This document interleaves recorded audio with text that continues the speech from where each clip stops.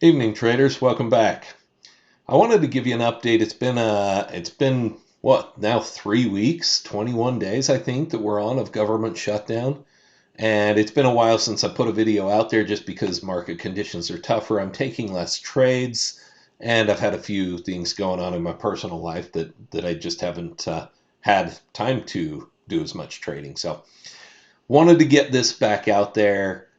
Let's review how we're handling this current market. It is a volatile market. I'll start with that. What I've noticed about MES in the last maybe week or two, it's playing more like MNQ. It is volatile. It jumps, it ticks back against you, even when you have the confluence. It's been a tough market. So let's get into it. Welcome to Many Millions, where we focus on the many reps and the million moments it takes to build a trading career. So I'm going to zoom out here. We'll go ahead and start off with this is Monday, October 20th, and it's just been, again, on a tear. I don't honestly know how we keep going on these tears, but you can see Monday it opened here and had just been running up even from overnight on Friday through the Asian London session and then got into this here. So from the 9:30 time frame, it kept going straight up here. I'm zoomed pretty far out, so we're talking 9:30 started at 67.33, and by 10 o'clock, I think, by 11 o'clock, we were at 67.72. So that's a lot of movement. I'm going to zoom back into my 1 minute, show you what this was looking like on this time frame, and more my proper zoom in. I'm usually 2 ticks, maybe 4 zoomed out here. So maybe I'll zoom out just about that much. So we had our initial opening. By all accounts, honestly, I'm staying out of the market at this point. It just looks like from here you can see it just looks like it wants to do nothing but trend all day to the bullish side. Now I don't have any confluence to tell me when to enter to the bullish side. Any of these B setups are just barely crossing over, and I say barely. It's actually a fair amount of points there, but barely ticking below the 9 EMA, and then they keep respecting it. So we're very much in a trending bullish market here. It starts to consolidate a little bit, but you see that, in fact, I need to reset this volume here. You see that my volume also dried up in there because we're now zoomed into about 400 was right there. So as it consolidates here, I'm just not interested. It doesn't have the volume. Nothing says it's going to reverse really. Get up into this territory and we get into a massive amount of volume again.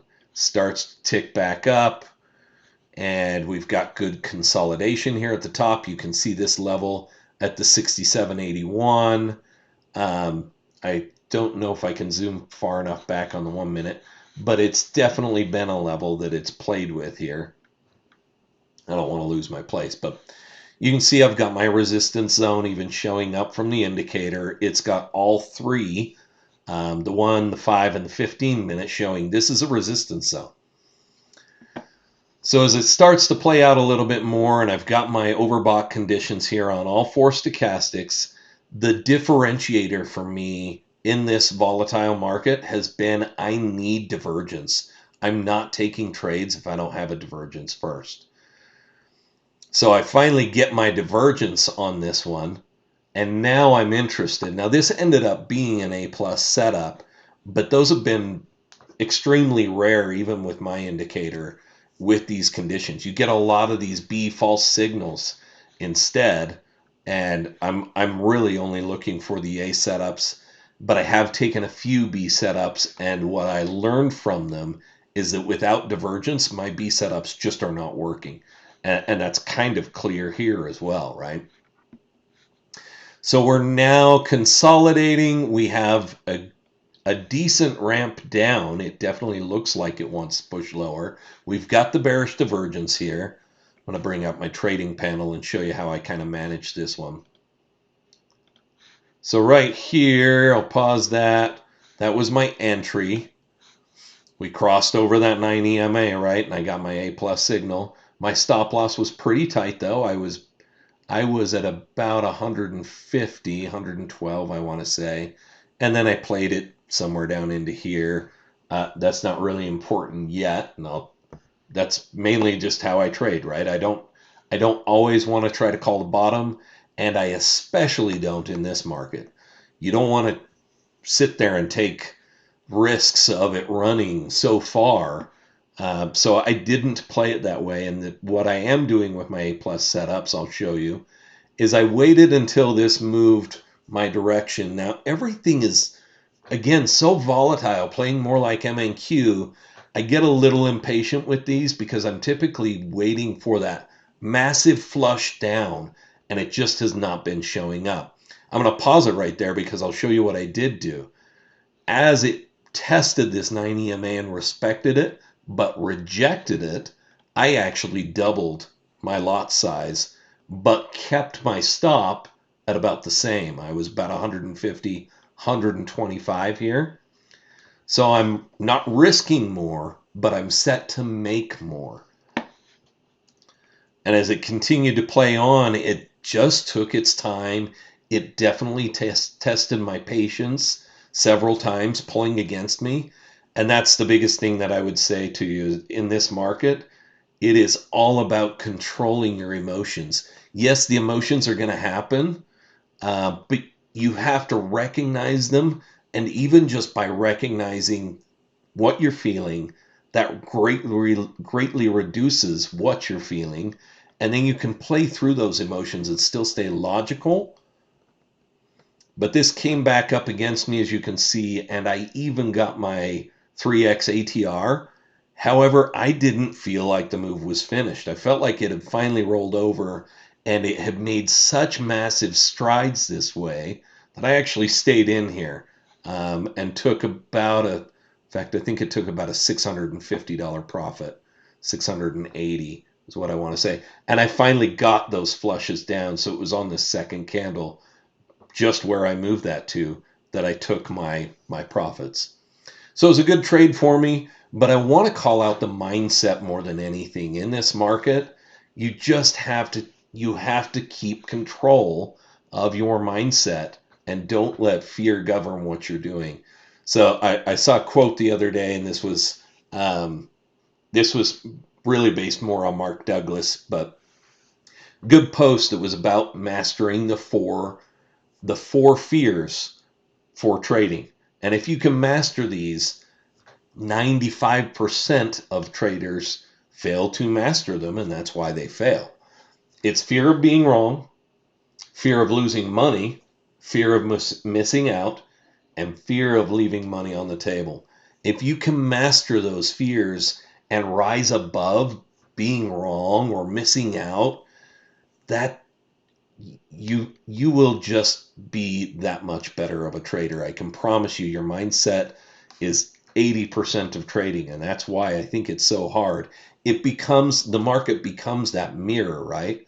You see in the market what you feel. You feel fearful, and usually those don't end up being good trades. Not because they weren't correct trades, they might have even gone in your direction, but it's because you operated from a place of fear. You didn't want to be wrong, so maybe you held it longer. Maybe you moved your stop loss, God forbid. I hope none of you are in that habit. The only place I move my stop loss is down or up, right? If I'm taking a long, you get the point.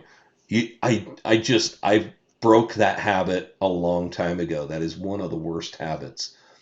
But I still very much fight with that greed, fear of leaving money on the table, fear of, hey, this is my ATR. I probably should be exiting, but I want to see if it's going to continue to respect the 9 EMA. Oh, hey, it did, and I'm good. And it but it's tough right now in this market. So master those fears, keep that mindset in the forefront of your mind. And I can get into this in another video, but this is how I'm actually logging my trades in TradeZilla. I am logging my emotions pre-trade, during the trade, and post-trade so that I can track how I'm feeling and how well I do depending on what I'm feeling emotionally. And funny enough, my best trades are I'm calm and confident when I enter that trade. An A plus setup is very much that way normally. But in this volatile market, I have some angst. I have some anxiety about entering. Even on an A plus setup, it just doesn't feel like I have the same level of confidence in my trades. And that means I should be cutting them earlier. I should just be a lot more attentive to those emotions. So that's what I'll leave with you tonight.